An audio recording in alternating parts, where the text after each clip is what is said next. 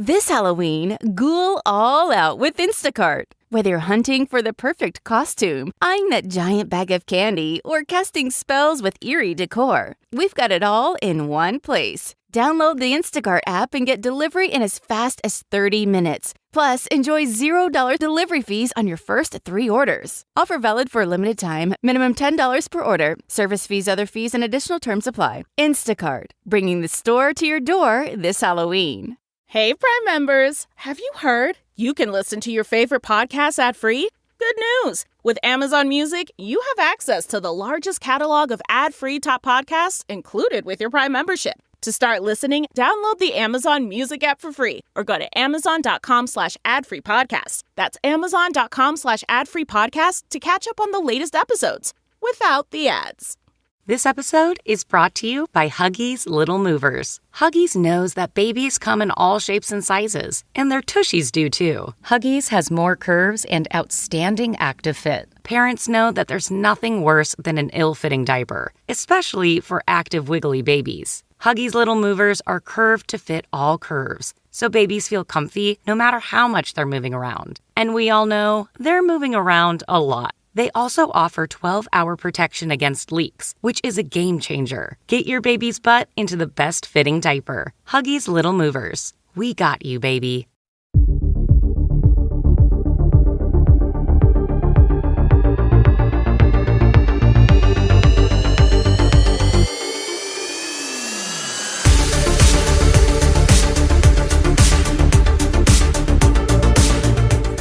Well, the New York Times, maybe you've heard of them, the world leader in news. They have finally done what a news source should and have done a giant article about Scandival. Oh, how the mighty have fallen. Welcome into the foxhole, New York Times. This is where the news happens, honey. It's crazy that it's turned into whatever will get them views and clicks is what is news now. I mean, no one has a choice. But the headline of this New York Times article is that Tom Sandoval, bless him, bless this hot, stupid motherfucker. Tom has said that the whole Scandival sensation of 2023 was akin to the O.J. Simpson trial and or George Floyd's murder. It's Tom. bad. It's Tom. so bad. It's Tom. so bad. I mean, let's just take it piece by piece. Was Scandival huge? 1,000%. Was it bigger than it even should have been because it was just someone cheating on his girlfriend? Yeah, of course. We're running with it because we're immature people and we need to free up. We need to use our time as unwisely as possible while we're on this planet. And that's what we're doing. Was it a way for women to channel their anger about their ex that had cheated on them into characters on a TV show that they don't actually know? Yes. Yes. Transformative for a certain audience. Yeah. However, comparing it to George Floyd, I would say it's just a misstep from an idiot. Like, I don't believe it was that cataclysmic, Tom. Comparing it to O.J. Simpson, also, I mean, I sort of understand how he could make that mistake, but there were so many more issues of race and class that went along with O.J. Simpson. It wasn't just a car chase. It was a moment in history that shifted the culture. Yes, forever. Scandival, this is not so. Not so. That being said, if Tom Sandoval had said that his affair with Raquel was the equivalent of the Holocaust being dipped in AIDS and wrapped in climate change, I would still let him smack me in the face with his dick. Just be hot, Tom. I knew that Just was be coming. hot and quiet. Be hot and quiet. Come on. Stop. I mean, but what's he going to do? Turn down a New York Times magazine like cover story? No, of course not. Well, he should, because this should have been bad. the peak. Yeah. I mean, if the New York Times is doing these multi-page articles about Tom Sandoval, then Fixing Famous People should be up for a Pulitzer Prize. Yeah, I mean, Dominic, Christopher, who are we if not journalists. Well, we are journalists now. You know? I mean, if the New York Times is covering stories that we covered a year ago, then yeah, where's my Nobel? Where is it? Bring it on. Yeah. This is journalism. Okay, moving on. I'm going to get upset. I can't continue this. I can't go down this road because you're going to get upset. I'll get very upset. Yes. Viewers, I wish you could see Chris right now. He is freshly woken up from what looks to be a fitful sleep. His tits are everywhere. He's in a velour robe. My hair sticking straight up. It is. It's insane. Sean Diddy Combs' new sexual harassment allegations. This time, wait for it. Say harassment. I'm throwing it all the way back to Clarence Thomas. Harassment. Wait, but listen, this time the sex assault allegations are from a man.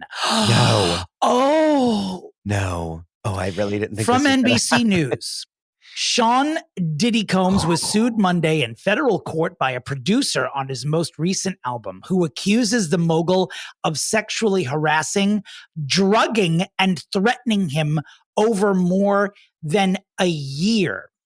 Now, among the allegations is that Diddy forced this guy, his name is Rodney Lil Rod Jones. Love that. Among the allegations is that Combs forced Jones to procure sex workers and pressured him to engage in unwelcome sex acts with them and others, and that Combs gave laced alcoholic beverages to people who attended parties at his homes. There are screenshots. There's all sorts of quote unquote evidence. Obviously, Diddy's representatives are saying the entire thing is just reckless name dropping about events that are pure fiction. These assistants are like coming out of the woodwork to like. Yeah. I mean, we knew this was going to happen. People. I mean, I think if you listen to when this first came out, I'm 99% sure that we did say this was a tip of the iceberg type thing and that everyone was going to come out. These allegations, though, are not from back in the day. These are from 2022 up to and including November of 2023. Oh, yeah, that's bad.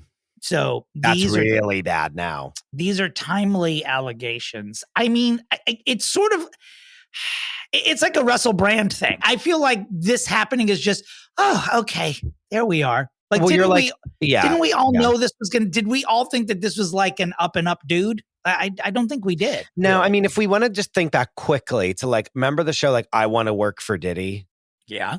I mean, how many times on that show was he like assaulting the camera crew? Right. Do you know what I mean? Like they were like filming him and he would just like punch someone in the face like that was filming him. Like, it's not like we didn't see this coming a mile away. So he's saying the allegations are false. Speaking of false allegation, we want to make sure we follow up on the Kelly Rowland scandal from last week. As you might remember, she and her team supposedly stormed out of 30 Rock because the dressing room was too small. Unsurprisingly, Kelly Rowland's camp saying, excuse me, that is not the reason that we walked out of the Today Show. The reason is that Savannah Guthrie breached our verbal agreement that we didn't want to sit there and talk about Beyonce for 45 minutes. And Savannah just kept asking Kelly Rowland about Beyonce's success rather than Kelly's own projects. And I guess Kelly had enough and fleeced the scene. She said, fuck this, I'm done. So it was during the shoot or no? No, it was during a commercial break. But like during hour 2, Savannah interviewed Kelly, who was supposed to co-host the third hour of the Today Show. And so apparently after her offensive interview with Savannah, Kelly said, I'm out. Like, I'm not here to just talk about Beyonce. I mean, for the rest of my life.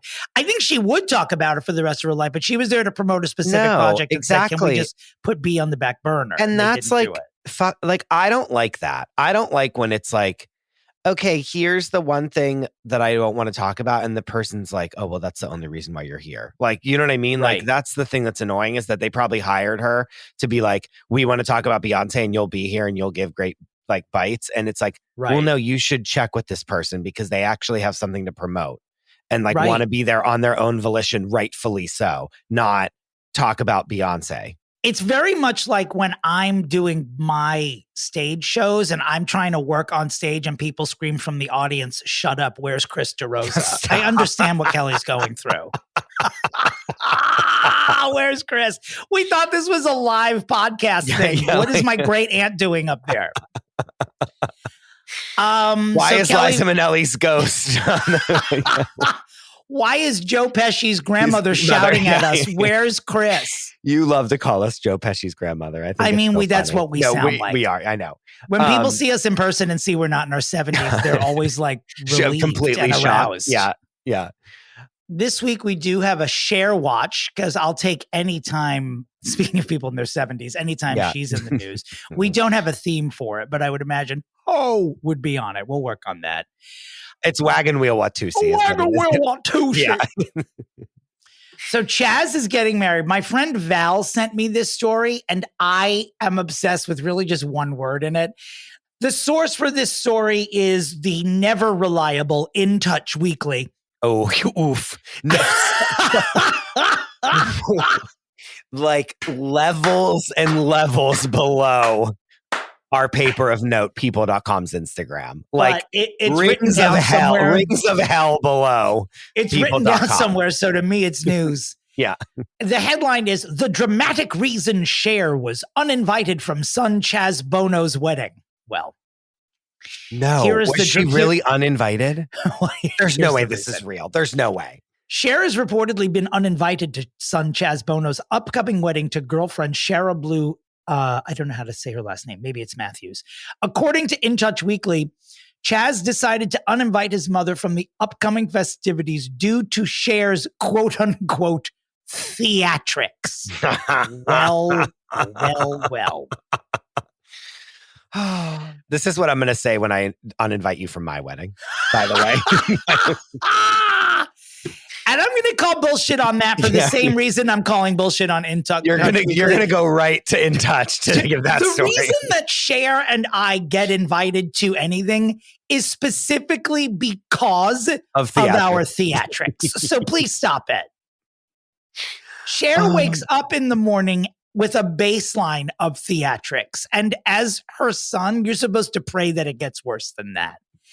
And like you should be, of all people, used to that. As her son. I mean, wouldn't you think? I mean, also, I think uninviting her to something that she's obviously paying for, the nerve, Chaz Bono. True. The nerve. That's very true. Yeah, Cher's been having problems with both of her kids for a while now, where she's not speaking to Elijah. She tried to have a conservatorship over his finances, and that failed. So Cher definitely having problems with her children. Doesn't she have that like 30-year-old boyfriend? I don't know what the deal is with that guy. There's no way that's like helping at all. Probably not. The quote is here is Cher has tried to be there for her kids, but neither wants anything to do with her. It's devastating. I guess Chaz is saying that Cher tried to meddle and micromanage his wedding plans. That I absolutely do not believe is true. No, I believe that if it was at an in and out, Cher would be like, congratulations. Yeah, she would be. She doesn't care. I remember like Kathy Griffin, this is like years old now. Kathy Griffin stand up about how she went to Cher's house and it was Cher's birthday and she brought a cake. Do you remember this? And she walked into her house with one slice of cake on a plate and was like, hello, whenever she got into Cher's living room. And like, then they went upstairs and they were hanging out. And then she wanted to order a pizza, but Cher didn't know how to order a pizza. And she was like, I'm Cher. I don't know how to order a pizza. And then Kathy Griffin was calling her assistant and they were trying to fight with the assistant to order a pizza to Cher's house. And she was like, what address do I put? And Cher was like, I don't know. And then she was like, Cher's house, like Malibu, California or whatever it was. And that was over a decade ago that this stand-up came out. So like, she definitely doesn't know how to micromanage anything. If a decade ago she couldn't order a pizza or know her own address. I love that. I don't have clear memories of what you're saying. Oh, are you serious? I need to find it and send it to you. Dominic, it's the funniest shit you've ever heard in your life. By the way, if any pizza delivery guys in Malibu are unable to find Cher's house, this is the absolute truth. I will tell you exactly where it is because I have driven by it probably 80 times. I know I could get there with my fucking eyes closed. That's hilarious. It's also a mansion in the middle of nowhere. Like there are no houses around it. It would be very hard to miss. I'm sure. Oh, by the way, there's this great story. I don't know if you've heard, but Paul Giamatti was on Stern recently. And I guess a couple of years ago, his assistant said, Cher's been trying to reach you. Apparently, Cher called Paul Giamatti's people and needed to get in touch with him. And so for like a considerable length of time, Paul Giamatti's people were trying to check back about what Cher wanted. And I believe that Cher forgot why she was trying to reach out to Paul Giamatti when they finally got a hold of her. But it's a story he'll tell at cocktail parties. Oh forever. God, that's so funny. What do you think it would be? Just like, oh, you were great in the show. Like it was nothing, right? What could it be? Like Cher loved billions? What could it have been? Truly. She's like, that show that's not Succession? Like, I loved it. I loved you in that show. That show that they made so that what's his name could have a vehicle after they kicked him off of Homeland? Like that show was great. Yeah. Several people have been asking me because it's rumored that Cher is going to perform in the Legends slot in Glastonbury this year. People have been asking, will you go? And the answer is absolutely not. No. Why? Because I'm not standing outside with a bunch of people screaming in a mud-filled concert. I'm just not doing it. Okay. Like, I don't enjoy concerts at all anymore because quite simply people don't know how to behave. No. They don't know how to have a community experience. I'm also 5'4", and when I go to a concert, if I'm anywhere from the fourth row back, all I see are people's phones. Like I can't see shit. Yeah, there's not a heel high enough for me to wear, and I've tried that as well. So I just watch things on YouTube now rather than go out in public. I haven't left my house in 7 years. All right, let's move on. Don Lemon has apparently settled his beef with CNN. They have paid him reportedly $24.5 million. I don't know if that's just to be like, sorry, we fired you when that maniac was here, but here you go. Yeah. And that was it. I mean, he's been on the list to fix for some time now. We've just I took him off though. It's like, what is he going to do? I don't know. Like what's he going to do? Like not really anything. Well, he's a millionaire, and Don Lemon also, say what you want, he is fucking gorgeous. So he's set.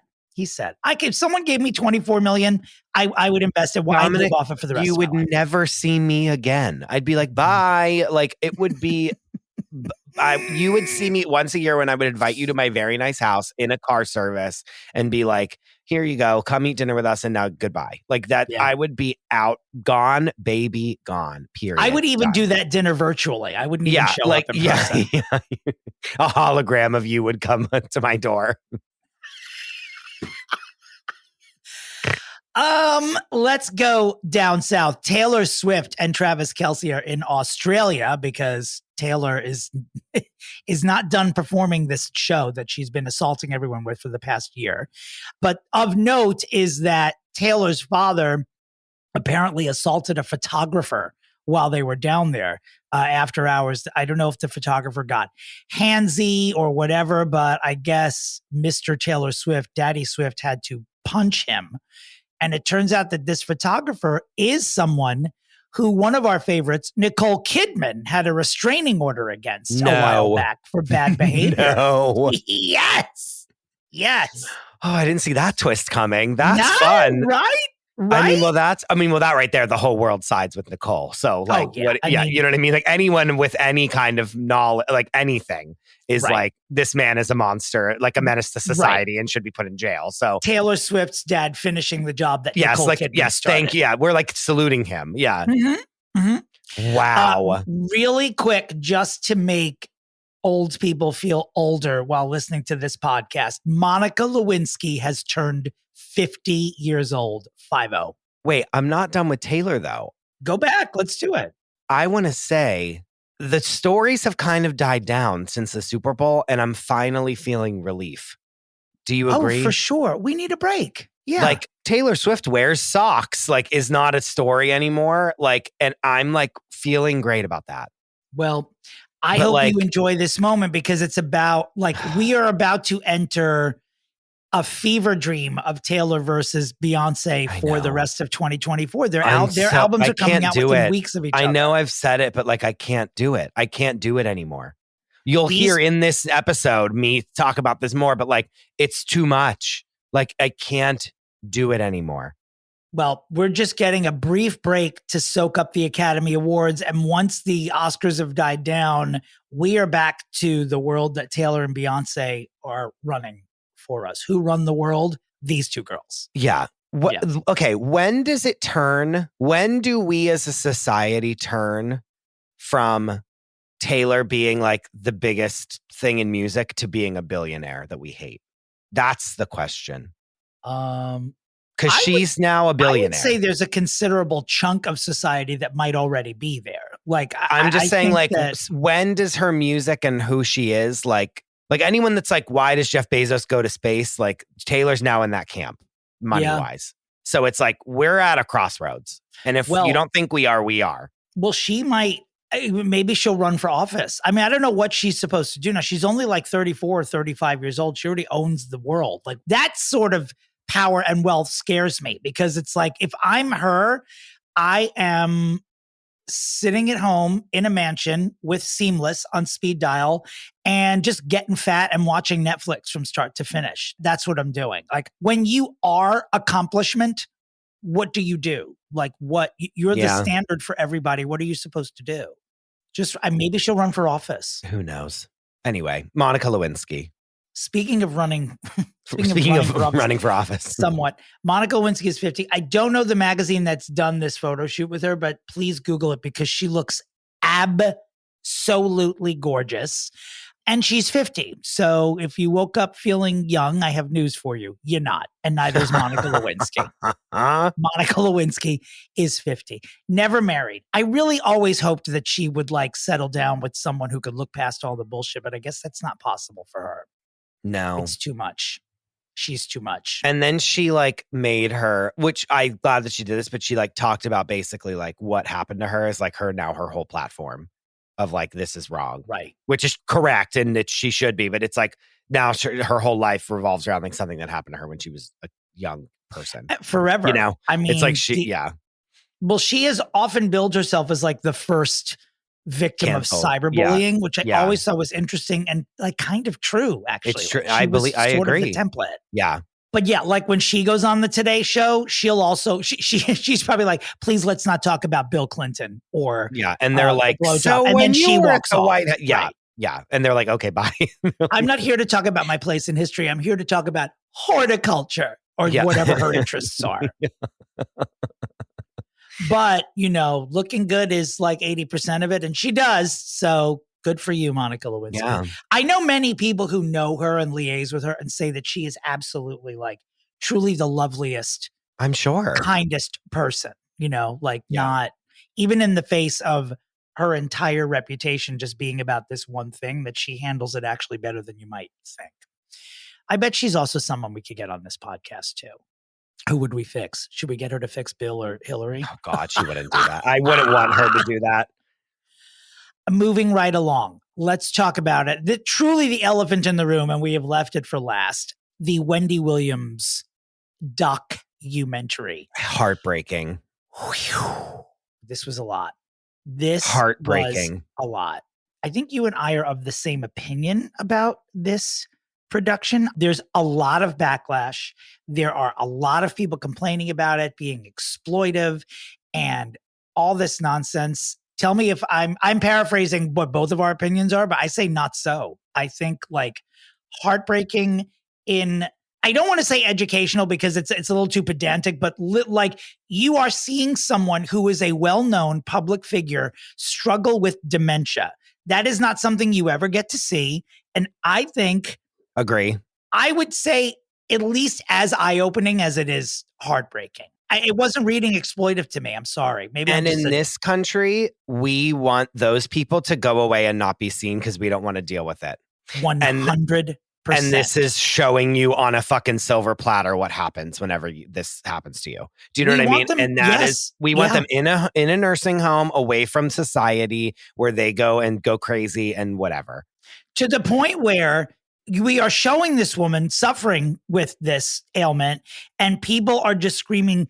They don't want to see it at all. Even viewing a person in this state is considered exploitive because you don't want to have to witness it, because we all know that what she's going through now could happen to any of us. There ain't no rhyme or reason when it comes to dementia. Now, I know her son says that her dementia is alcohol induced. I don't know if there's a way you could prove that, and I'm not a doctor, but dementia and aphasia, this is something that affects so many people willy-nilly. People don't like to see things that could possibly happen to them, and they brand it like, this was embarrassing. Why did Lifetime do it? Honey, you saw the trailer. You knew what this was going to be. There were no surprises here.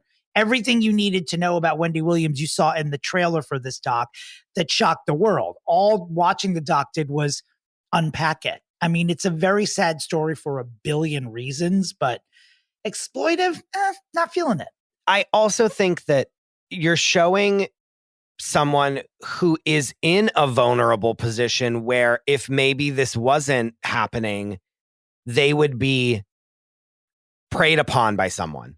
Sure. Do you know what I'm saying? Like, we now all know versus now it's like Wendy has this new boyfriend who's 20 and is like taking all of her money. Do you know what I'm saying? And we're like, huh? Sure. Why? Oh my God, she's crazy. And Right. it's like, no, because she's out of her mind and doesn't know what's what. And now this person is like siphoning all of her money into his pockets. And I'm being very like alarmist about it, but it's like, this is the person that like Jen Shah preyed upon. Do you know what I mean? To like get money. This is the person who like is donating all their social security money to like random political campaigns that don't exist. This is the person who, you know, said, oh my God, there's kids that need money where? And then sending it to like, I'm scamming you.org. You know what I mean? Like that's what this is. So like, I mean, is it heartbreaking? Yes. Do we hate watching it because it's like horrifying? Yes.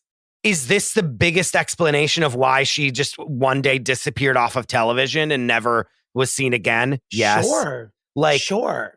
Not everything is exploitive is what I'm trying to get. Well, first of all, anything you watch anywhere, someone's making a dime off of it, including this podcast. So it's not like everything exists so you can make money.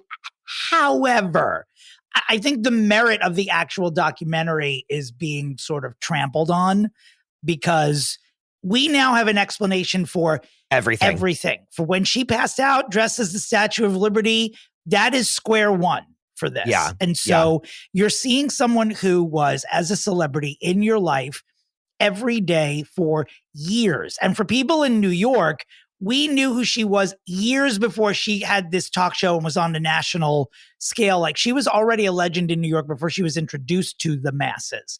She made a name for herself in a space where you didn't find many women of color when Wendy Williams started of course. out. And even though she was polarizing and said some fucked up shit, I mean, we do that on this podcast every week.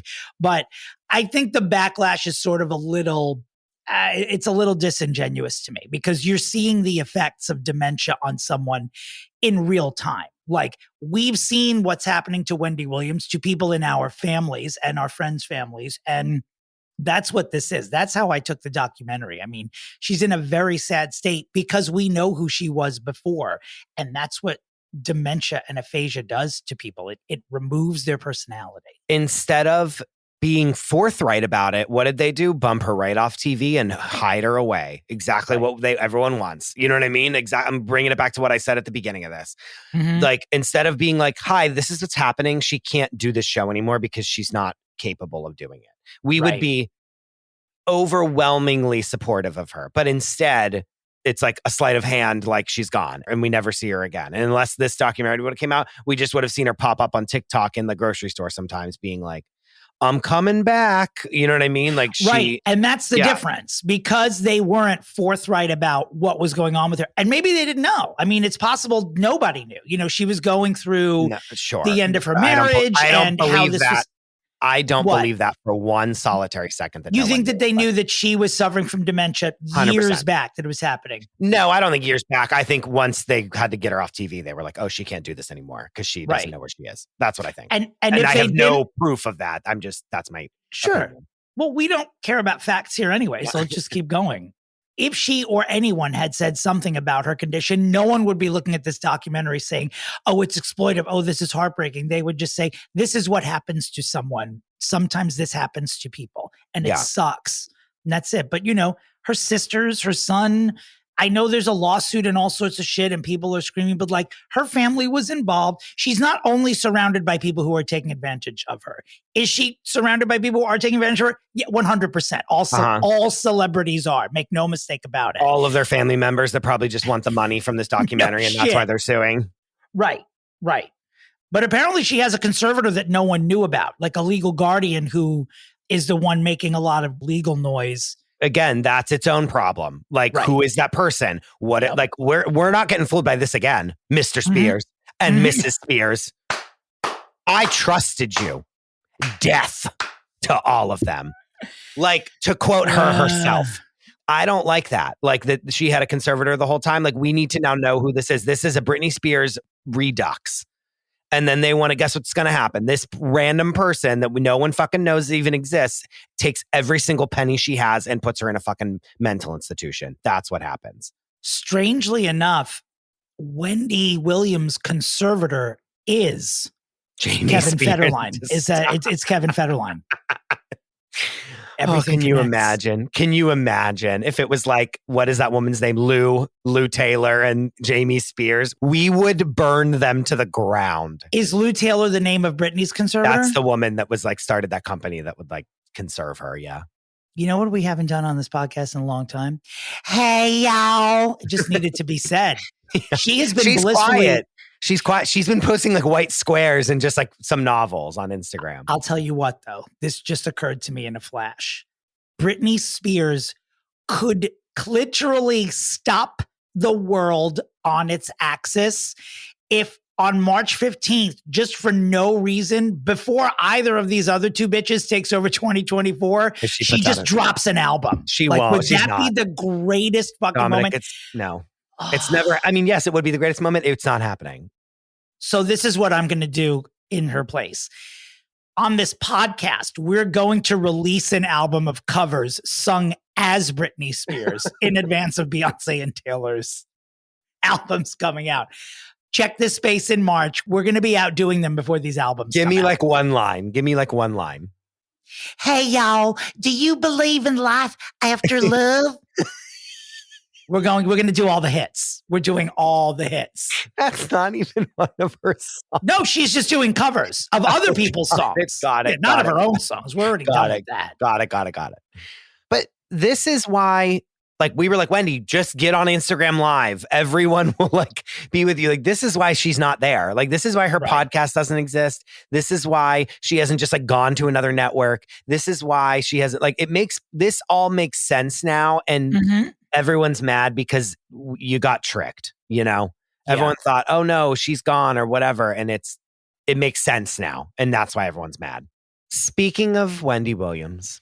Yeah. It was your birthday. What on earth does Wendy Williams have to do with my birthday? You're like, speaking of other old people with dementia, it was your birthday, Dominic. Don't know. Yeah, I'm reminding you that it was your birthday. Was it?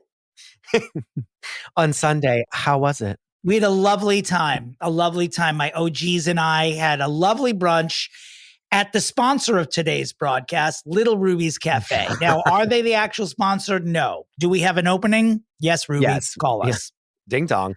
Your parents were there, I saw. Made me it was a lovely day. Extremely jealous. My mother was so annoyed you weren't there. She literally at a certain point leaned over and was like, tell Chris I'm very disappointed he's not here. I was skiing. I would have raced home if I could have, but I couldn't. I know I didn't give anyone enough notice. I was just like, I wasn't going to do anything for my birthday this year. And at the last minute, I was like, let's just have a brunch. Because one of the main reasons to live in New York City is to have brunch in the West Village on Sundays and then just go from bar to bar until someone has to put you in an Uber. It's one of the top 5 reasons to live in New York. Correct. And I don't understand why I don't live in the West Village. Oh, it's because I can't afford it. But someday I will. And thank you for your birthday wishes. And to all of our listeners as well. So many of you reached out and I greatly appreciate it and love you. And I'm grateful to be here. Another trip around the sun, as they say. Yeah. I've lied about my age so much that I genuinely don't even know what it is. I rely on Facebook people I went to high school with to tell me at this point. Oh my God. Speaking of very special days, let's talk about this special day. We have for you today a very special episode of Fixing Famous People. It's an extravaganza. It is a crossover. Chris, tell us everything, please. In an unprecedented move, we are doing a crossover episode with the hilarious Substack and podcast, How to Be Less Old. Our reigning episodic champion, Deanna Cheng, and her co-host, Emily Foster, of How to Be Less Old. They are breaking down all of the trends, the things that Gen Z and Gen Alpha are doing, all the things that us two old people, we're like, what's this? They think this? They're worried about blank. What is a tomato girl? Like, blah, blah, blah. All of these things, they're in the trenches. Speaking of journalistic integrity and people that deserve Peabody Awards, they're in the trenches of TikTok, of social media, out in the streets with these young people, asking them about why they do the things that they do. And they're reporting on it. It's beautiful. And we are here to fix all of these Gen Z trends that you hear on Instagram that are fucking ridiculous. That is what we're doing. It is not your standard FFP fare, but I will tell you that this episode is, for me, as the elder stateswoman of this broadcast, a complete education. The amount of terms and bullshit that I learned from this discussion is, I won't say it's reshaped my life, but it's definitely crammed it with even more useless information than I had before. And you're going to enjoy it. This is terrifying, and you should buckle up because humanity is lost, is really what it is. Because the things we learn in this are shocking and wow, it's bad. And if you like this episode, please head on over to How to Be Less Old. They have a Substack where they write articles and do a podcast, and it is absolutely hilarious and informative. That's so, right. And without further ado, we will fix Gen Z right after this short break.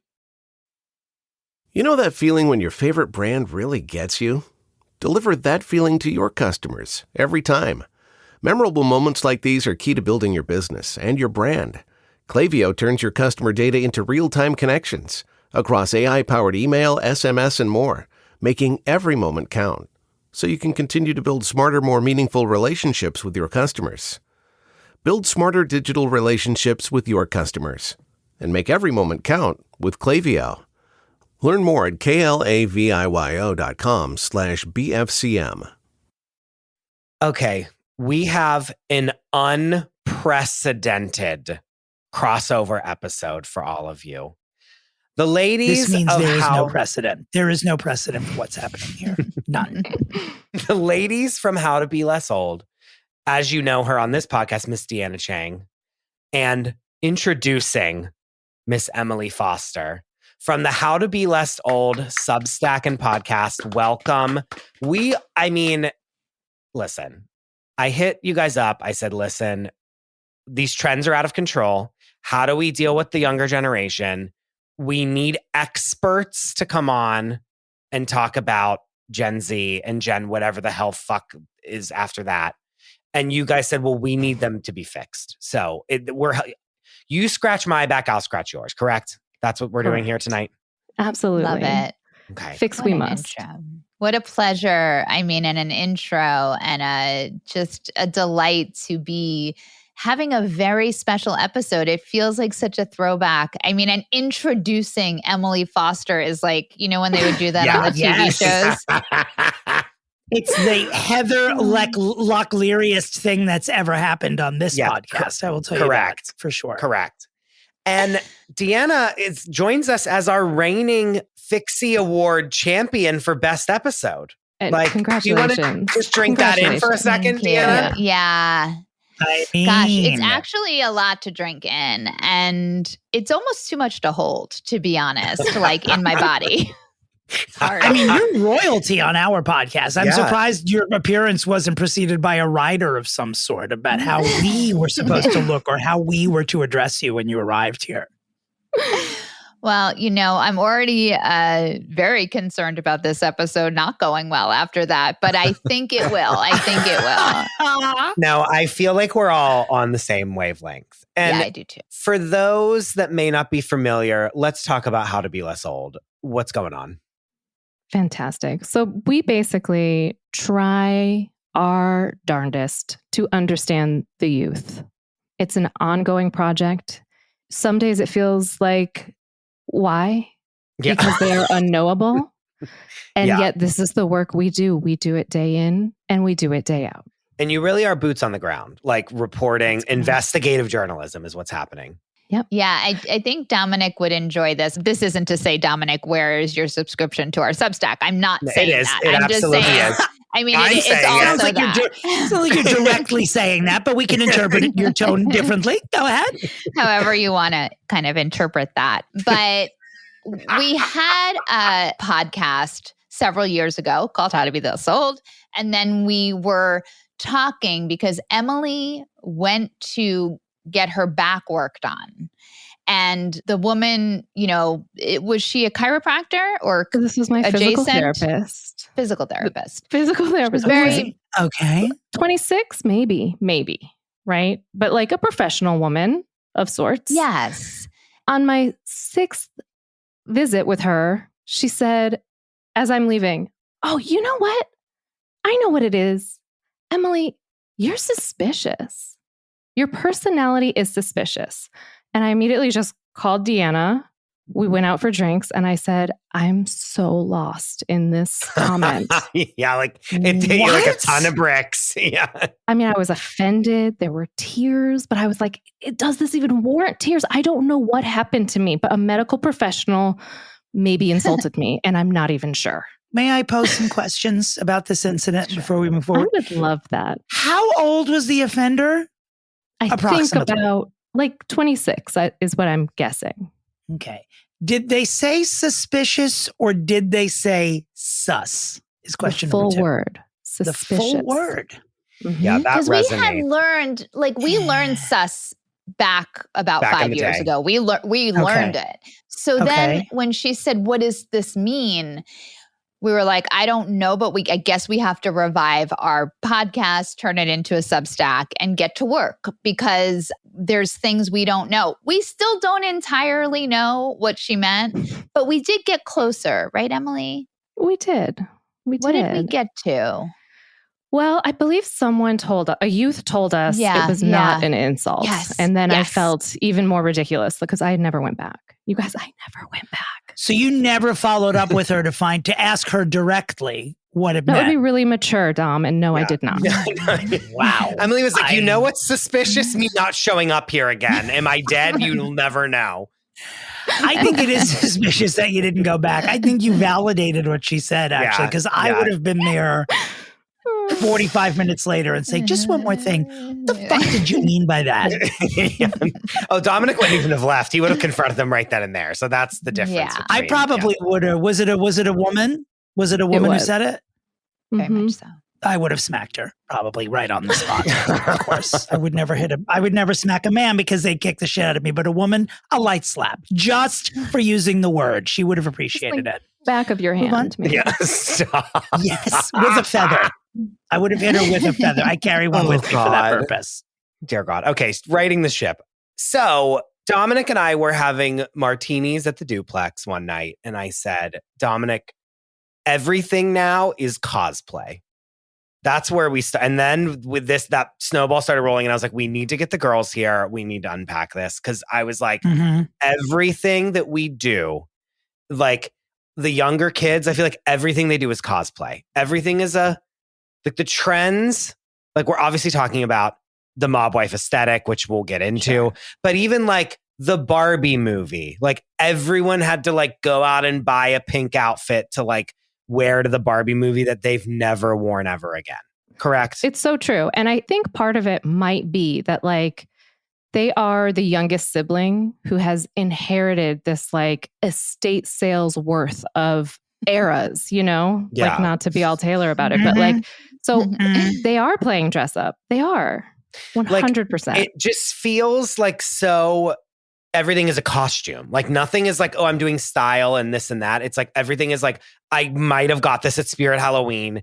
It might be a Legs Avenue, like slutty blank, like enter whatever word you want to say here, costume, period, done. Am I wrong at all? Like, I think there's something to that. But when we say these people, we should really specify, like if we're speaking about Gen Z in particular, let's give the listeners, what's the age range we're talking about? These people were born between 1997 and 2013. So their ages 27 to 11. That's what we're doing. Dom just put his head in his hands. He's breathing deep. I need salts. Were people even born during any of those years? This is where I'm at. I didn't even know. I thought there was just a wasteland of no people coming from there. How dare they even be born? Go on. It's alarming. Would you be open to us just like running down a few fashion trends with their names and just seeing where we land? Please. Okay, maybe you can tell us which one maybe you want to hear a little bit more of, but we've got Coastal Grandma, Tomato Girl. Okay, stop. Okay, I don't know. What are we talking about? What are these? Breeze past Coastal Grandma as if that wasn't an immediate all halt and immediate unpacking. Go, continue. Okay. What was the second one? What was the second one? We're not there yet, Dominic. Tomato something, but I'm not past Coastal Grandma. Coastal Grandma and Tomato something. Okay, these sound Tomato Girl. Are these episode titles from The Golden Bachelor? Because that's what they sound like to me. Both of these. Oh my God, those do. Susan was. Susan is Tomato Girl. She's pretty much Tomato Girl, and also like corporate baddie, if we're being honest. But yes. Coastal Grandma, it's like you're going with the crisp linen. You're looking like you've retired to the beach. You have a big garden, and you're getting your farmhouse style on. Okay, I'm enjoying that. I like that. Yeah, that's not bad. No, it's pretty chill. Yeah. Okay, Tomato Girl. Of like what can be. Mm-hmm. Tomato Girl. We're going to be wearing a lot of red. So just, of course, like obviously. And that's something you're going to find as we go through these is that you might want more nuance, but the truth of the matter is it's very simple. Like, and you're going to wonder why it's a thing. And there's not going to be a lot of answers. You're just going to have to have radical acceptance. This is the world that you two live in every day. Is like, why is this way? Like unclear. It doesn't make any sense. And here we are, right? It's like they just slapped a name on it, and everyone was like, "Yep, that's it. That's the one." That might be the problem that we're going to get to. Like after we go through this, like we might have to discuss if that is the actual problem here that we're fixing. But go ahead. Well, and it's a problem, and we can like talk about what came first, the chicken or the egg. Who's setting the tone for this? Is it real? Is it not real? Like what's happening? But a Tomato Girl, she's going to be in like a lot of red picnic appropriate costumes, little dresses, headscarves, again, linen pants, some espadrilles, but a lot of red and white and maybe some little bit gingham going on there. And she's going to look fresh, and she might have a basket with strawberries in it. And that's her vibe, guys. Okay. All right. I see and this is just a style of. We're just speaking of general styles of dress of this generation and how they categorize it. Yes, this is like trends that are occurring or have occurred within the last year or so. And if you were to hop onto your Twitter or most likely your TikTok and throw in hashtag Tomato Girl. You're going to see some of this, Like, are they saying this is my favorite Tomato Girl outfit? Like swish around in an outfit. Yes? Yes. Or just examples of. Hashtagging. Okay, got it. Tomato Girl. Never forget. Have we lost you, Dom? No. I was just wondering. No, I'm here. I'm here. I was trying to whisper without anyone hearing, "Hey, Siri, what's TikTok?" But I didn't want to embarrass myself in front of all the listeners. Now I know what it is. I know what it is. It's a problem. Maybe that's what we're actually fixing today, but we haven't gotten there yet. But let's see. Let's go on to the next. What will the next one be? Sure. Sandpaper thighs. I mean, these are getting so creative. Emily, what do you got there? Let's skip to frazzled English woman. No, that's not real. That's not real. Guys, I don't believe you. It is. We didn't believe us either. And yet, here we are. Now, I almost have a different view of this entire generation. Now you're warming up.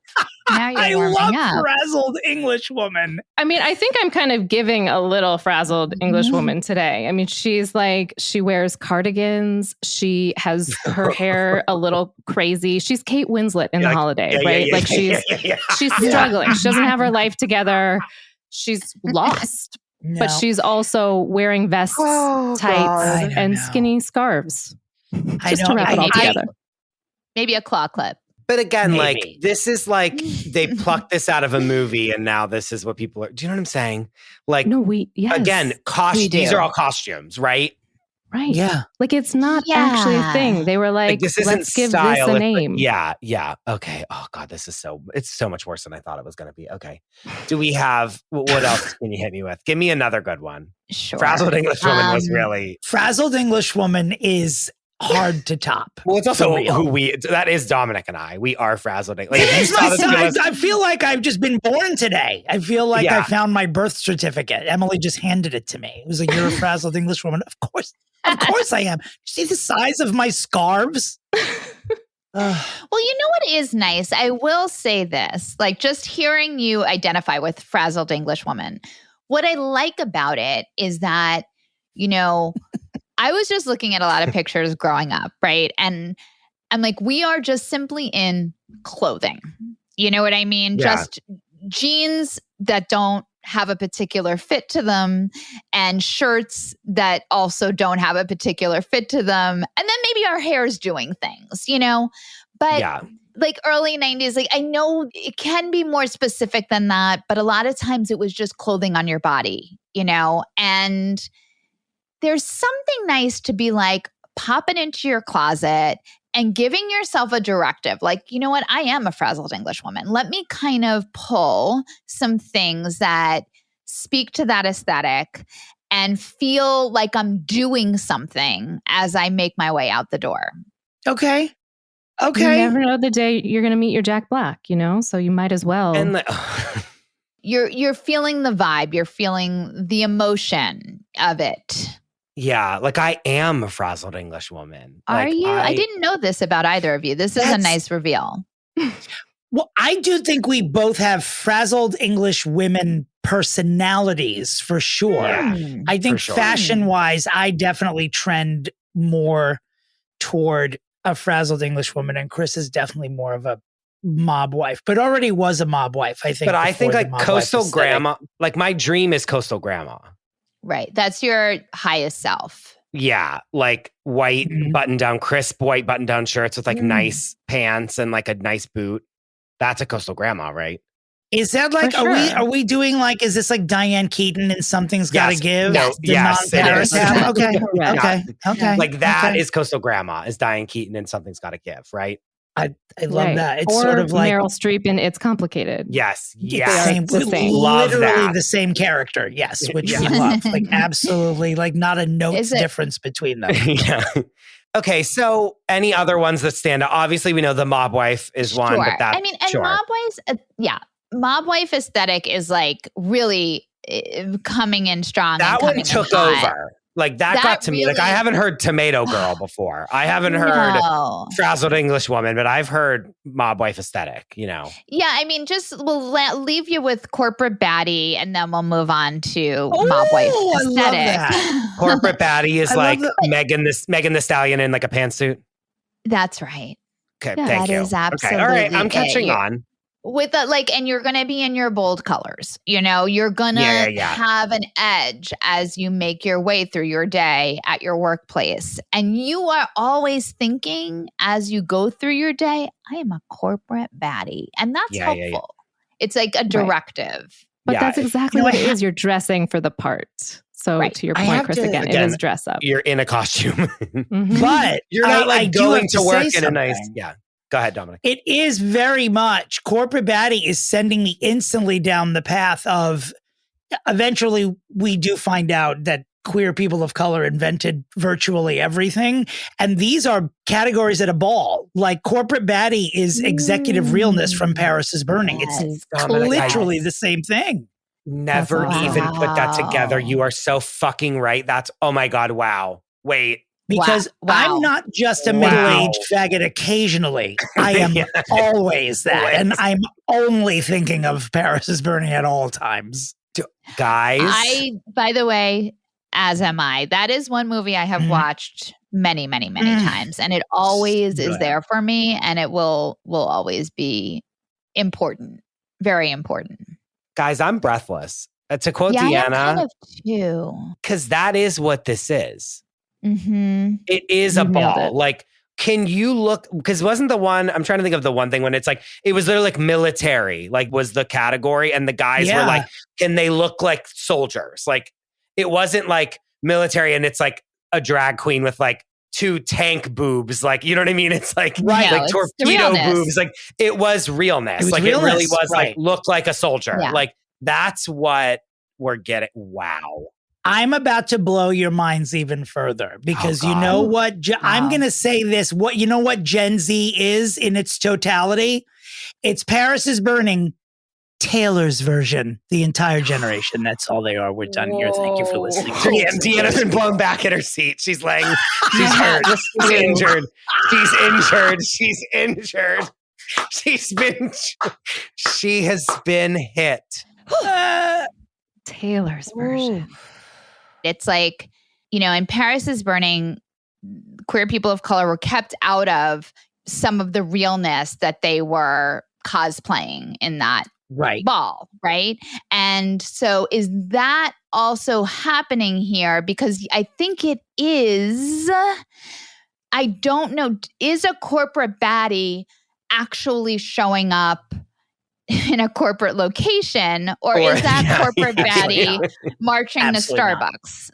Yeah. Is that her ball? Is the ball the Starbucks on the corner in her suit with colorful moments? Yeah. Yeah. Like, is she litigating like as a corporate baddie, like, or not? Like, is court in session? Like, unclear. Well, here's the thing. Executive realness from the queer community in the 80s was about they had to pretend to be something because those doors weren't opening for them. Yeah. For a Gen Z person, it's sort of similar where they're doing these things that they don't want to put the work into to see if they can even become those on their own. They're just proclaiming that they're a victim of that same culture and dressing up as Tomato Girl. And that's it. Slam. The way I think a younger generation even thinks about how to make money or what to monetize is so different than we didn't have those avenues. Yeah. And we never thought of to be a solopreneur was just not even, on anyone's, no one talked about that. I can't think of one person I went to high school with who had that in mind, No.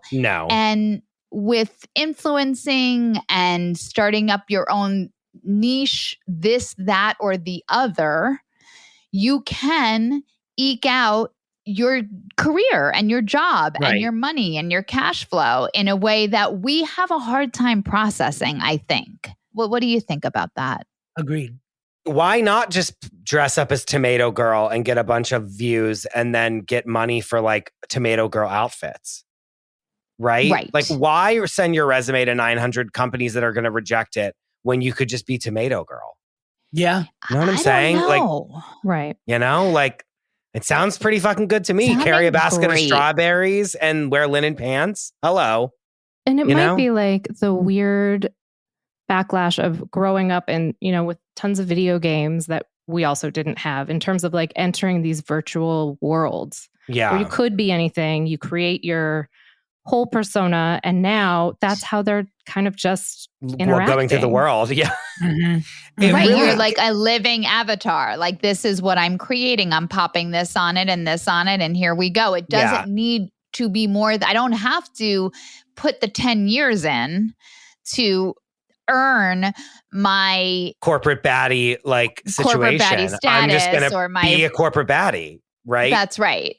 Yeah. How can I help you? And like, not for nothing, even like the video games and the virtual worlds that I played when I was a kid, like, not to quote Dominic's favorite thing ever, but The Sims, like, you had one outfit in The Sims 1 and that was it. Like, you weren't you weren't changing it up. You weren't doing this and that. Like you picked your outfit and that was it for life until you would drown your Sims in the pool eventually. Like you were in there and that was it. Like these days they have even just random, your Bitmoji on your phone is like, could be whatever it wants to be and look like a unicorn or a person or a dragon or a whatever. You know what I mean? Like there's so much of that that's like whatever you want, whenever you want, however you want, that even me as a millennial was like, we didn't even have that much like online situation where we could just like be whoever we wanted. I don't know. That's interesting. No, there was less opportunity because, you covet, to quote Hannibal Lecter, you covet what you see. Oh, God. And so when I was a kid, there were 5 channels. And so I would look at the Sonny and Cher Comedy Hour or Carol Burnett and say, there we go. That's what I want to be. And now when kids are raised with a tablet, and no shade. I mean, if I had kids to keep them quiet, I would put them in a room full of tablets on top volume, mostly just to drown them out. But they're being exposed to a world that even with parental controls is exponentially more distracting than what life was for someone like me as a kid. I mean, they're like, by the time they're 5 years old, it's not firefighter, policeman, astronaut. Like they're talking about, becoming crypto pioneers and AI engineers and all sorts of other shit that I wouldn't know how to go about doing that now. And I'm an educated adult. And they live in a very different world. They live in a world where they are being smacked with information from birth now at this point. There was no break from it. For those of us that are a little older, we at least lived a third or a half of our lives without all of this stuff burying us in insecurity and quote unquote opportunity. And now it is they are just different. They are, it is a generation of very different human beings. I mean, I think really different just wiring. Like the World War II came back and then they gave birth to hippie children. They looked at each other for decades and just said, who are you people? I think Gen Z is the new who are you people. I really do. I think Gen X and, millennials, I think that they and we have our own sort of language. Like every generation is different, but Gen Z just, as Gen Z would say, they just hit different. They're a different group of people. Oh, wow, Dominic. Yeah. I have 2 nieces and a nephew. Thank you very much. And I listen to everything they say. Emily and I were talking too about like just the way we purchased. So how can you become a tomato girl? Well, we can do it and we can have it in our doorstep tomorrow. Tomorrow right? we can be a tomato girl. We can have it there. Meanwhile, we were looking through that JCPenney catalog and circling the number and asking our parents if we could do it, finally getting them to co-sign on a few items, picking up the phone, dialing it in. Like 3 to 4 weeks later, you would get your things, you'd try them on, and you'd wear them because you didn't even know you could return whether they fit or not. So that was it. Yeah. It's a totally different time frame and idea of like, I can be this if I buy this, I order from Amazon a lot, I would say, well, maybe not like an obsessive amount, but enough that sometimes maybe months will go by where I haven't gone to a proper store to go shopping, like for more than one item. And then when I find myself having a list of things and I go to a Walmart or a Target, it feels like an absolute treat. I'm like, look, I can just get all these things myself and bring them home today. Look how convenient it is to go to a store. Like it feels more convenient than waiting even a day. And I think that all the time. I'm like, these kids don't, especially those who sort of came into that sort of moment, like the transactional moment during COVID, they started ordering things online before they even went to a store with their own money. Yeah. I didn't even think about weird. that. Terrible. It's weird to think this about. This is too real. Yeah. You're like hitting us with too much. I'm not going to lie to you. It's just like, well, this is sometimes the olds keep olding. I don't know what to tell you. I know I've been thinking, but since we decided we were doing it, and I look at them and I'm listening to them and I'm almost like, not going to get off my lawn way, but I almost feel bad for them because there's like a joy to human interaction on a level that we had that I don't think they will ever have. And I'm sure any of them who might be listening to this podcast or rolling their eyes and thinking, well, times are different. They are different. And in that way, they're better in a lot of ways. But in that way, I don't think that things are better. Like I think the way we socialize because of technology is, more fucked up than it was when we were growing up. Hopefully the more intelligent of them would know that. You just have to look at, and we're going to take it a little darker, but the suicide rates are so high, and it has to true? Be. Oh, wow. Yes. Oh, yeah. No, yeah. For everyone, very much so for children, but also just in general, it's really an issue and a problem. And that's because of this. And maybe there'll be a dial turned where the wiring changes and it doesn't feel so bad, but it's damaging to have all this information coming at you at all moments of the day and to feel less than and the social aspect of just the way these kids interact with each other online is so alarming. Like, people will have entire secret Snapchat conversations about someone else, and they're all in on it. They're interacting in the school day together with knowing that this whole other side chat is happening. It's so devastating on more than one level, right? Like, we were just talking shit behind each other's backs. This is created to destroy. Yes. There's so many ways to feel bad. Yeah. Not just oh, my shoes aren't as cool as the other kids and now I feel like shit. It's now everyone is a Snapchat streak that I'm not in on, and it's about me and blah, blah, blah. Right. I would not do well. Well, I will say, I feel that it's starting to creep into, and I want to hit on the Barbie movie very quickly, and then we will talk about how Mob Wife aesthetic, because Mob Wife aesthetic, I feel like, is our version of these trends. Yeah. And we should lighten it up because these kids still are assholes. I want to be very, very clear about it. No offense, kids, but that part is coming. I think people are still responsible for their own personal behavior. It doesn't matter what generation you were born into. So this isn't all just gloom and doom. Because I could see Chris getting nervous. He's just please remember this is a comedy. Sometimes I get very old on here and I can't help it. No. But he goes, yeah. Chris says, yeah. Of course, a little bit, but fearless feedback, Deanna. I like it right in the moment, So the Barbie movie comes out. Okay. Everyone my age is I can't wait for it. Oh my God, I'm gonna get an out. Everyone, we have to dress up. I feel anymore that it's starting to seep in. And this is with the Barbie movie. This is with the Eras tour. This is with the Renaissance tour. These big tentpole, summer, they were all summer, so summer thing. But these big fun, this is the hot thing to do.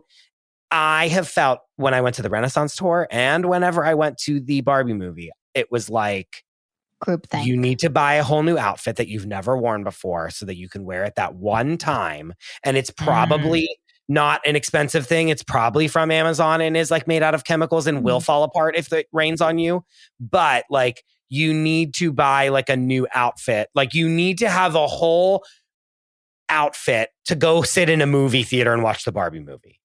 I went with a bunch of friends. It was my one friend's, Leanna Inzarillo, friend of the podcast, her bachelorette party. Basically, we went and saw the Barbie movie and we did the whole thing of weekends and it was all Barbie themed. So they had Barbie everything, Barbie this, Barbie that, everything all over the place. I was I don't have anything pink, especially not hot pink. I just don't. I have one salmon colored sweater. Other than that, I don't really wear pink. So I don't have anything Barbie-ish. And I was I'm not buying a pink shirt to wear one time. I just put my foot down. I was I will not do this. Did I wear a black and white Spice Girls t-shirt there? Yes. Was that basically the same thing? Yes. Sure. However, every other person, including every person in the theater minus me, was in full pink outfits. So I was I'm not going to buy a new outfit just for this one day. And then I'm never going to wear this pink shirt ever again. I don't want to do it. And then Renaissance tour, same thing. Where's your metallic cowboy hat? Where's your this? I wore a very sheer bandana printed button down shirt, but I wear it all the time. And if you look at my Instagram, I'm probably in 4 pictures in the same shirt. I wore a cowboy hat, but it wasn't metallic and it wasn't a disco ball horse and it wasn't blah, blah, you know what I mean? I feel that like, and maybe not you guys get, but like the millennials are being roped in so hard with these, like, we have to now cosplay every time we go do something fun. That's so funny. That It's they're drag. being It's roped forced drag. It's forcible drag. It's peer pressured drag. Yes. I mean, now that you framed it that way, I really can't see it as anything else. You're absolutely right. It's like, but one thing that Deanna and I were discussing, which was exactly this, is that there is sort of like a missing of community that we had coming out of the pandemic. And that's sort of what we felt like, oh, let's all, you know, Beyonce's going to ask us to wear chrome. We will wear chrome. You know, there's just sort of that feeling of like, we're all in this together. Let's do the thing. Let's put on the show. That makes sense. That makes sense. We were thinking that, and then thinking back to when we grew up with only several channels and we were all consuming the same thing, that it feels nice because people's algorithm is so specific to them and people are so splintered off in many ways, that to come together in that way and share something is also nice. You know, in addition to the community feeling, it's also like, you know, it's the same concept, but also the splintering off of, you know, what you're watching and consuming can feel strange as well. Yeah. Speaking of Halloween, tell us about Mob Wife Aesthetic Week. Yes. Oh, that was a beautiful segue. Thank you. Boy, was that fun. I mean, if you are going to dress up and you are, I mean, we weren't corporate baddies, but we were baddies. Yeah. Like Carmela Soprano herself. Good. Yeah. It felt so good to like put on a furry You're like coat, settling into it again. I can see it. Hoops. It's more what it did for my spirit, which just made me think, fuck you to everyone, which I needed. Yeah. I needed it. Yeah. I feel like Mob Wife Aesthetic is the one that we latched onto because we're like the group of people that like grew up watching The Sopranos. Like, do you know what I mean? Like every single one of us like wanted to be Carmela Soprano at some point, and like we're now finally like have the right to do so. And it's not like white face Italian version. Do you know what I mean? Like, right. Yeah, I mean, it's, you know, from Long Island. Hi, Dom, we know. But so it's just a, you know, hey. And I will send you guys in a group thread some throwback pictures that came my way yesterday, and you will see what was going on. But, you know, it was a heightening of what's available. And I will say what felt really good was like a mob wife aesthetic is a little sexier, you know, and you're dressing up for your man. That's like the mentality. And it's womanly. It is. It's very feminine with an edge, and it's fun. It was just like, oh, I like this vibe. I'm feeling myself. I like my skinny jeans on. I like this little belt action. I like putting a little too much jewelry on. It was fun. How did you guys? We saw your picture. well, sadly, Dominic and I just wore clothes that were in our closets already. We didn't have to search, hide nor hair. Like we didn't have to go anywhere to get a full mob wife aesthetic look. Right. So the moral of this story is that Gen Z is dressing like us, basically. Yeah. Like those were our actual outfits. And then when we showed up looking the way we did, we were like, oh, we're dressed like mob wives today in our normal clothes. And so we just like instead of just ourselves, we were like, oh, I guess we both are mob wife aesthetic. Like, yeah, you were. Yeah. I mean, it was fun. It was great. I love my fur coat. Like, I love wearing my Italian leather white gloves. Like, why do I own cream leather gloves from Florence? I don't know, but I wear them every fucking day. Like, people do stop. They do stop Chris on the street when he wears that coat. They do like cat call after us when we are walking down the street. Unless they're doing it to me because I'm typically dressed as Big Ange, tits out as well. So it could be just R.I.P. Motherfucking P. Bless up to her. One of the greats. One of the greats. Actual icon. An actual icon. Yeah. Yeah. She is the mob wife aesthetic. I know. So what else do you have to say? Because mob wife aesthetic is fun. Like that one I'm on board for. I don't know what to say now. Am I just that and everyone else was going out? Because Deanna, did you go? You had to go like get clothes, right? Like, did you go to the thrift store I saw on the Substack? Did.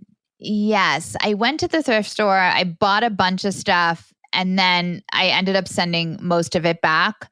But I had purchased like some knee-high suede boots over Christmas that were great and ready. I had that big like teddy bear giant coat. I got a bunch of Christmas stuff that really was at the ready. And then I did get a sweater off Amazon, but I love it so much.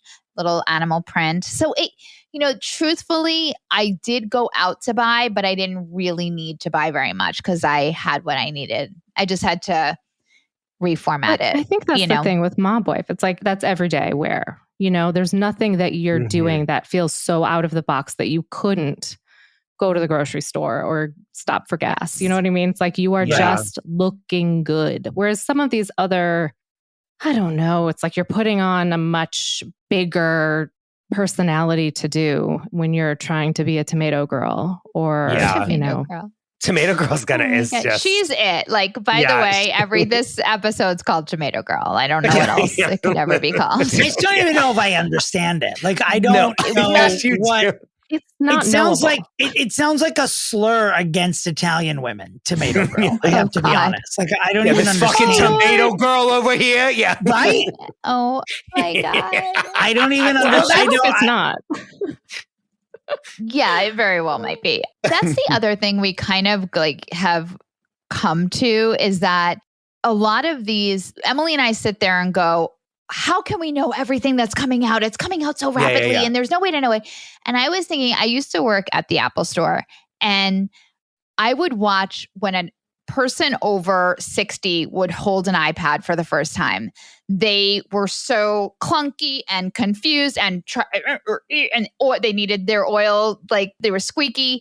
Yeah. And a 3-year-old would pick an iPad up, zip, zap, zip, zoop, just navigate around it like a pro, a 3-year-old. So it is an intuitive device, but we have a lot of learning and we have our thoughts and how we feel about things. And I said, I think these kids with all of these trends and aesthetics and they're having fun with this, that, and the other, they're not taking it that seriously. And they're not, Yes. Washing over them. Yes. Like Mob Wife aesthetic is over, right? Like, is anyone talking about Mob Wife aesthetic? Like, no.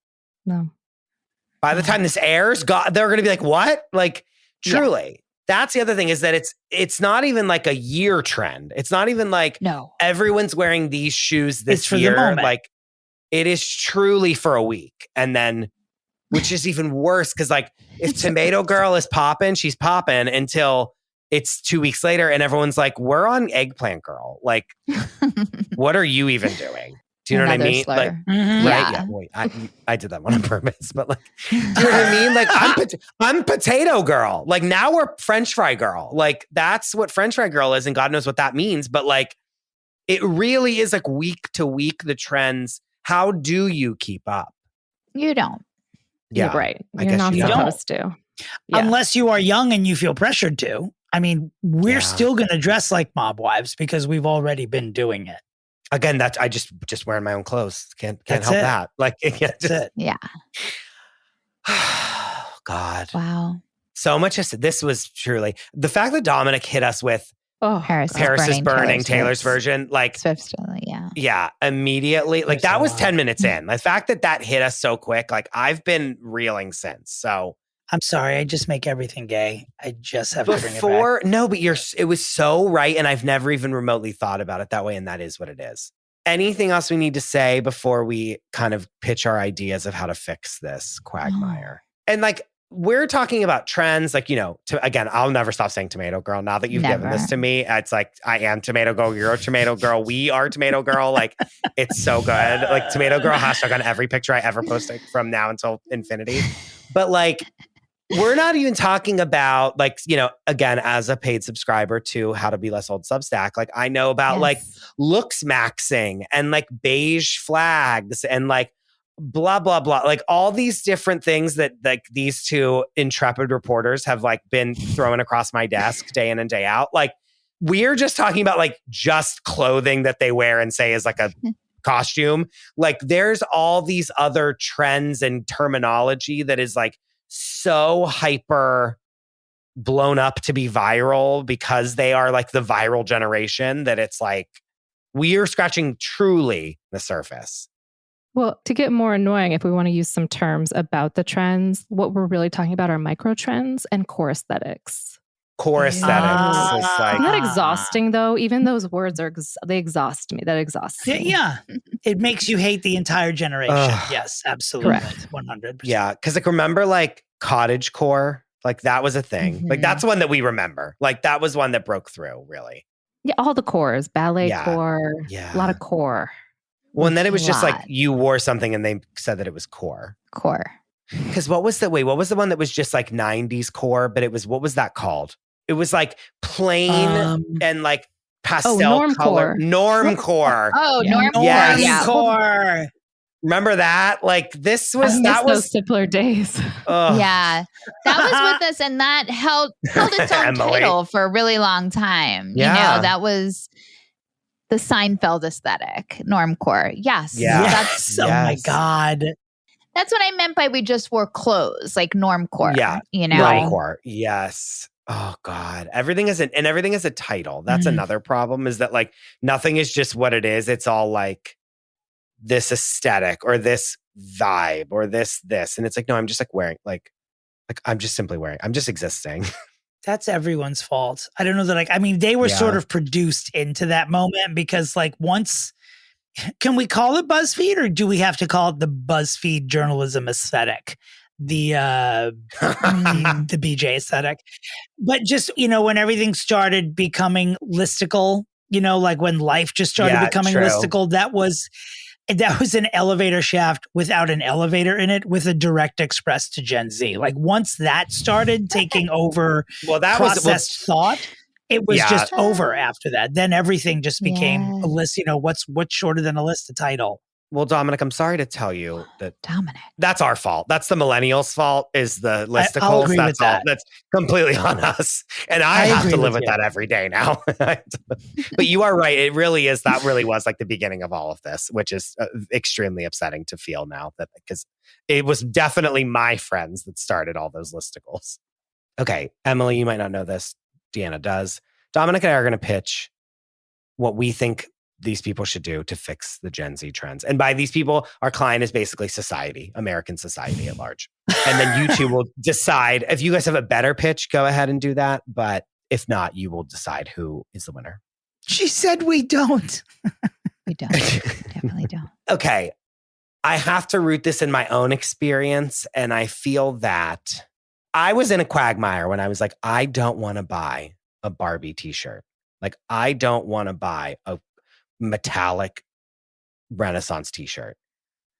I think there should be a company that is similar to Rent the Runway and all other various versions of that is like called Trend Core or something of that nature that is truly like Tomato Girl outfits. Like boom, boom, boom, boom, boom. You can order them. They come to your door, like truly ripping off Rent the Runway. There's reviews. There's people in the outfits. Like, here's this Tomato Girl outfit. Here is Mob Wife aesthetic, left, right, center, this, that way to Sunday. Here is Coastal Grandma, right? Here's Coastal Grandma, like the crispest white shirts you've ever seen in your life.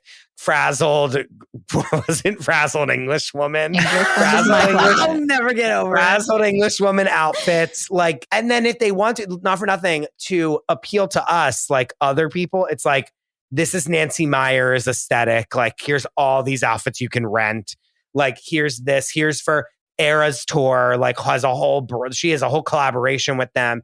Beyonce has a whole collaboration. Like, any artist can be like, I'm going to curate the outfits that you should wear to my show. And they can do huge collaborations with them. And it really is like a thing where I can rent this and then I know that I'm giving it back and that like someone else will use it when they do this exact same thing that I was doing instead of buying the Amazon version and then throwing it in the garbage afterwards.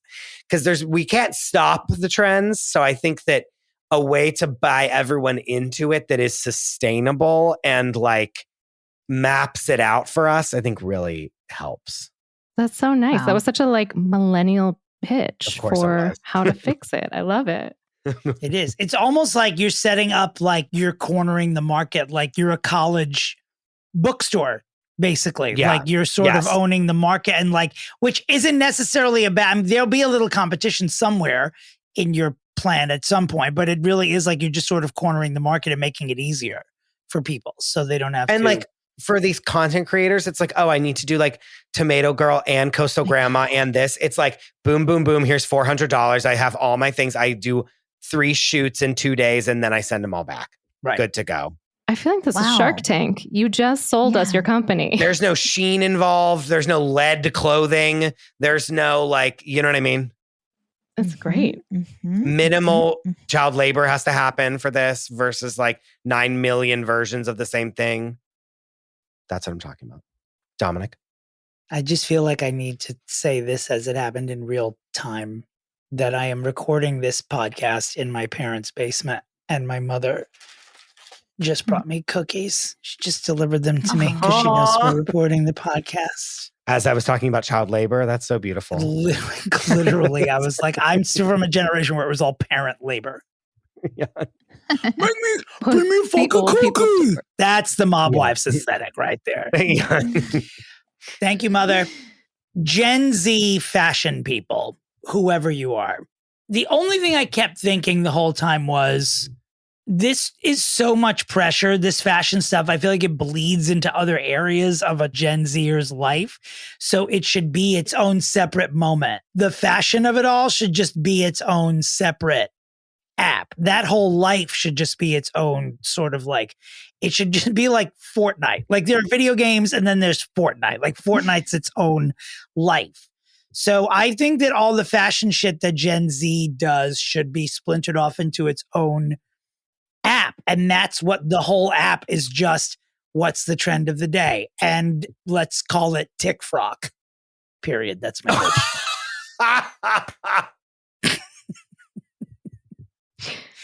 And now I'm going to eat one of these cookies because I'm proud of that. You should be. Oh, that's nice. Had a nice crunch to it. Tick Frock. They're Tates. Wow. Ladies, I have to say, these are 2 pretty good ideas. I'm going to sit back and watch you guys debate. Yeah. Well, and they pair beautifully together, which is not always the case. I mean, you basically created the app for Chris's company. Yeah. I think. Did I? Like maybe they are like, one? Well, it's basically what I'm hearing from Dominic is like he wants to take all of this out of his view and placed in a different location. Yeah, somewhere else. Yes, no, really banish it away from like our Instagram. Yeah, yes. Out of my goddamn face. Yeah, and go over to that app where I never see you again. You're reclaiming your feed. We're done. Kind of. And making it easier for them too. Like if you're going to pressure yourselves about one thing, just leave it somewhere else and don't mix it up with all the pressure you put each other under for pretending to scare your family members or making a bad recipe in the hope that Chef Reactions will pick it up. Whatever the children are doing. Right. Yeah. Well, Emily, do you have any strong feelings that we should talk about these 2 really gorgeous California suggestions that were just presented? That was a Golden Bachelor. Yes. But they both feel very ripe, like a tomato. Stop. And how dare you? That part feels great. Yeah. I actually will admit, I feel like I would use a Rent the Runway service of trends once in a while. It's like an elevated spirit of Halloween. And I'm into that. How are you feeling? It would definitely have to be an app where you can be a subscriber and pay your whatever monthly, or you can jump in. We have to have a 1-day fee, or 1 event fee or whatever, 1 look. You rent by the look. I don't need to be locked into that, Chris. So I don't know. You're sitting there passively, but I got to tell you right now, if I'm locked into that monthly, I'm out. So I don't know. Okay. Okay. Are you okay with that? Can we have a look fee? I think it's like you rent the clothes and that's what it is. I don't think it's a monthly fee. Yeah, at the beginning. At the beginning. Then once you're addicted to it, they're getting you left, right. They're snapping you. But how dare you address Chris's demeanor as part of your sussing all of this out? We don't do physical appearance here, Deanna. Just kidding. It's literally all we do. It's literally all we do. Go on. Yeah, I mean, I gotta say, I feel Chris's idea has legs, and I think it can be quite successful. I think the amount of influencers, micro-influencers, just people at large, just a Taylor Swift concert, the amount of money that can be made to get your Swiftie outfit together just seems spectacular. So beyond. I hope they have the bracelets available, accessories and everything, obviously. right? Yes, obviously. Yes. Yeah, I mean, I love that, Emily. I do think that has legs. And obviously, you will put those outfits into Dominic's, you will get them over there on his app. But in terms of winner, I don't know. I think it's Chris. This is my last podcast, listeners. I knew when he was done, he was going to win. I was just like, I hate because he always goes first. And when I know his idea is better than mine, sometimes I want to fake a pass out, but I didn't do that. That's hard. Next time I know Chris is going to win, I'm going to fake a medical emergency so there's no winner. And then we'll just quote unquote forget to name the winner for months after until we tally it up at the end of the year. Christopher, you always have my support. You did have Tick Frock, that was crazy. I'll even give you that name if you need it, Chris. You can take the name free of charge. Congratulations, Chris, and congratulations to Gen Z. You're welcome. We've done it. Solutions were just cracked. I mean, are you okay? I mean, Chris is reeling. Chris is blown away. Chris, he needed this win. You're only one behind me for this year. Oh, thank God. Okay. It's just 4-3 now. And we had a tie. We had a 3-way tie with an expert a couple of weeks ago. Unprecedented. Wowee wee wow. I mean, ladies of How to Be Less Old, Deanna, Cheng, Emily, Frida Foster. I mean, beyond. This was important. I'm sorry to say this was important. It lifted my tush right up. Thank you guys. Yeah. This was really love fun. that. You guys are the best. You're on fire. You're killing it. It is a privilege to get to chat with you. So thank you so much. And a privilege to chat with you. The most intrepid reporters I know. In the trenches every day. I mean, guys, on How to Be Less Old, like you're missing Deanna going into a store and buying a corset. Buying a corset top that the woman is like, you should wear this with it and this and this. That I was gripped by that story, Deanna. Like it was unexpected, and yet it looks so good. Yeah. Sadly, my husband was out of town, so at work, and I, for Mob Wife Week, would have loved to, but it is a 2-person job. It is not. Girl. To bring your titties over to somebody else. It's just a lot. So I just let I'll just have to bring my inner. Thank you, Emily. Thank you. God, I mean, what an unprecedented episode it was. Ladies of How to Be Less Old, tell us where we can find you and tell everyone where they can find the Substack and the podcast. We're at howtobelessold.substack.com, or you can find us at HTBLO. At Deanna M. Cheng. And I'm at Frida Foster. Dominic, where can people find you? Oh, thank you for asking, Chris. My website's dominatory.com. The socials are at Dominic Pupa. I can also be found at the Duplex on Fridays from 5:45 until I'm asked to leave nearly every week. Chris, where can the listeners of this podcast find you? You can find me at the Krista Rosa. You can find the show at Fixing Famous People. You can find the Patreon at patreon.com/fixingfamouspeople. Wow. Thank you, ladies. Wowie. Again, Thank unprecedented. I wish you all well. And as always, where's Shelley? Goodbye. Bye. Bye.